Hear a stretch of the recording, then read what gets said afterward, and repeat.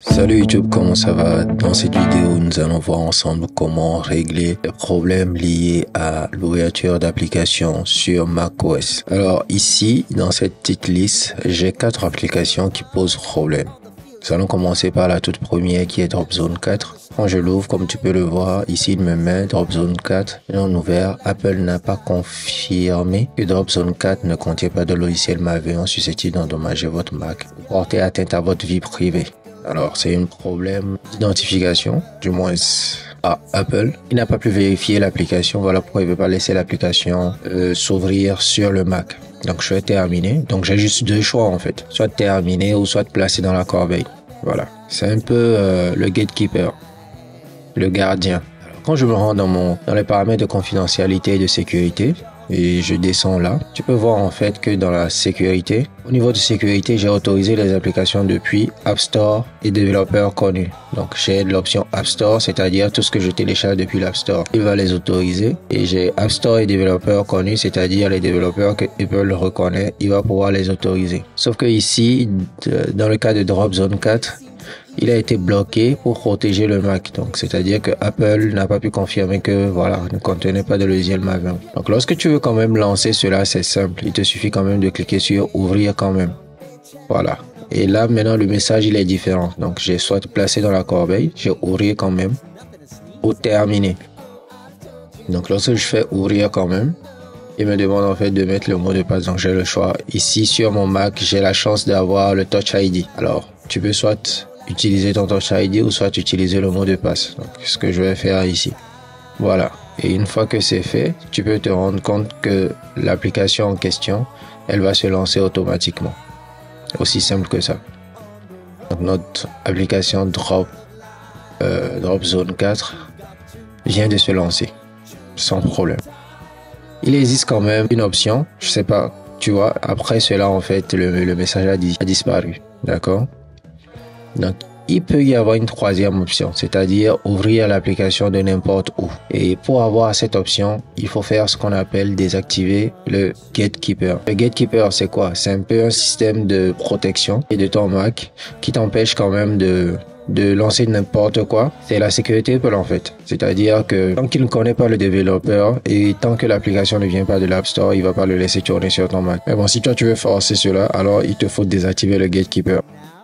Ok, donc lorsqu'on passe sur la seconde application qui est CopyQ, tu peux voir, il nous met ici c'est plus une histoire de CopyQ est endommagé et ne peut être ouvert. Vous devez placer cet élément dans la corbeille. Donc je vais annuler ceci et tu vois, malgré ça en fait, là je n'ai plus l'option de l'ouvrir. C'est juste parce qu'il me dit qu'il est endommagé. Donc nous allons voir cela tout de suite. Passons à PoolTube. PoolTube n'a pas pu confirmer par Apple. Donc c'est la même chose par rapport à Dropzone 4 tout de suite. Du coup je vais ramener PoolTube en deuxième position et on a le troisième qui est endommagé également. Maintenant, je te montre comment tu vas désactiver le gatekeeper. Ok, je te montre comment tu vas désactiver le gatekeeper ou simplement lorsque tu cliques en fait et que tu as ton message comme ceci, PoolTube non ouvert et que tu fais terminer, tu vas simplement dans les réglages système et au niveau de confidentialité et sécurité. Voilà, une fois que tu as essayé de lancer là pour une première fois, il te demande quand même si tu as quand même envie de l'ouvrir quoi, si tu veux toujours ouvrir quand même ce fichier là. Voilà. Mais bon, pour désactiver le gatekeeper, c'est simple. Il s'agit d'une ligne de code qu'il faut juste taper dans son terminal. Je te mettrai le lien en description. Alors, je te mettrai le lien vers cette page en description. Ok, c'est une ligne de code que tu copies et que tu collocales. Donc, je vais chercher mon terminal. Donc, tu passes terminal. Voilà. Et qu'est-ce que je dois faire en première position? Comment désactiver? Il te suffit juste de copier ceci, sudo spl master disable, que tu viens coller dans ton terminal. D'accord, là j'ai fait copier-coller. Hein. Si tu veux, tu peux faire le clic droit et voilà, coller. Et une fois que c'est fait, tu appuies juste sur la touche entrée. Il va te demander le mot de passe de ton Mac et tu le mets. Même si le mot de passe ne s'affiche pas, t'inquiète, tu tapes juste ton mot de passe et tu tapes sur entrée. Voilà, donc globally disable, the assignment system need to be confirmed system setting. Bien, donc cette fois-ci, lorsque nous retournons dans les réglages système, au niveau de la confidentialité et la sécurité, tu peux te rendre compte que là, maintenant, nous avons l'option n'importe où. Tu vois? Donc, autoriser les applications depuis l'App Store ou développeur connu et n'importe où. Et quand je choisis n'importe où, il me redemande de valider cela et me demande si je suis sûr de ce que je fais. Donc, cela réduit en fait la sécurité du Mac. Je fais autoriser. Et lorsque je retourne en fait dans mes applications problématiques, que je clique sur, voilà, le message il a changé. Tu vois, maintenant AppleTube est une app téléchargée d'internet. Voulez-vous vraiment l'ouvrir? Je clique sur ouvrir et il va ouvrir PulTube. Aussi simple que ça. Là, il nous met un petit pop-up de mise à jour que je vais fermer.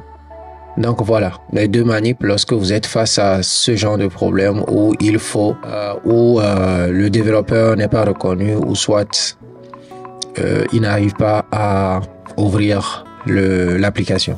Donc je vais fermer ceci. Donc une fois que vous avez fini, toujours remettre soit sur l'App Store et développeur connu, à vous de voir, vous pouvez le garder comme ça. Bon, maintenant pour remettre le gatekeeper à sa place, voilà, je vous l'ai mis là, sudo master lm pour réactiver le gatekeeper grâce au terminal.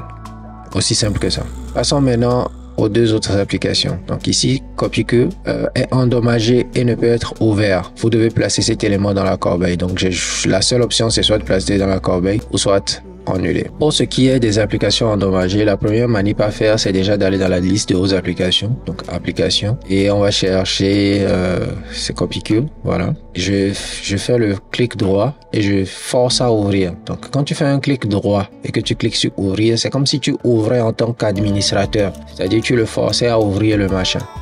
Et il me met toujours qu'il est endommagé et qu'on sort. Ok, il n'y a pas de souci. Alors pour cette manip, nous allons utiliser également le terminal.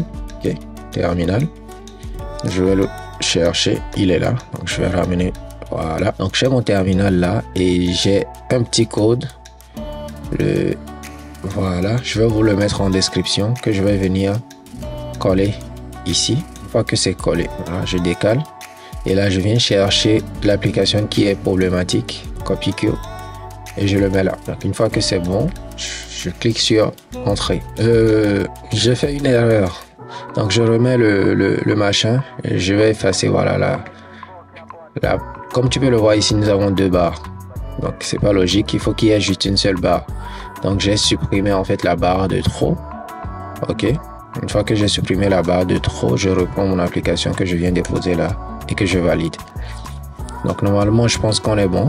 Lorsque je vais double-cliquer dessus, il lance automatiquement. Aussi simple que ça, comme par magie, alors que tout de suite il me disait de l'envoyer en fait à la corbeille. Donc voilà, le petit code de la famille et c'est bon. Donc je vais fermer ceci, fermer, et on va passer directement à la dernière application qui pose également problème, folder TD. Alors je vais chercher le terminal et voilà, on ira dans le dossier application également pour trouver l'application en question. Voilà, donc je vais simplement copier le petit code des familles. Voilà, je le copie et je viens le coller dans le terminal. Alors une fois que c'est collé, je déplace l'application que je dépose dessus et j'appuie sur la touche entrée. Donc normalement je pense que ça doit être bon. Donc ça n'a pas fonctionné. Peut-être c'est à cause de l'erreur que j'avais faite en première position. Donc je recolle ceci, j'efface voilà, je le redépose dans le terminal. Je m'assure qu'il n'y a que l'espace après en fait le test. Donc on a l'espace, ok, c'est bon. Je prends l'application que je dépose dessus et j'appuie sur la touche entrée. Voilà, je pense que normalement c'est bon. Double-clic, forcer pour l'ouvrir, alors là c'est endommagé. La plupart du temps, en fait, quand c'est endommagé, c'est vraiment endommagé. Mais bon, on va voir s'il nous permet quand même dans les confidentialités de l'ouvrir. Ok, là, il nous permet quand même de forcer l'ouverture. Ok, on va forcer l'ouverture. Le message a changé. Ouvrir. Mot de passe ou Touch ID. Moi, je préfère le Touch ID. Là, il a lancé l'application, mais l'application a craché. Donc, ça veut dire qu'il y avait vraiment un problème avec cette application. Donc, lorsque l'application est endommagée, donc assurez-vous quand même que voilà, que l'application est correctement à jour et que elle correspond à votre système. Et voilà. Donc voilà, c'est ce que j'aimerais partager avec vous dans cette vidéo. Si elle vous a tout de même aidé, n'oubliez pas de laisser un petit pouce bleu, de me dire en commentaire. Et si vous avez d'autres techniques pour régler ce souci, la barre des commentaires est là pour la communauté. On se retrouve dans une prochaine vidéo. Peace.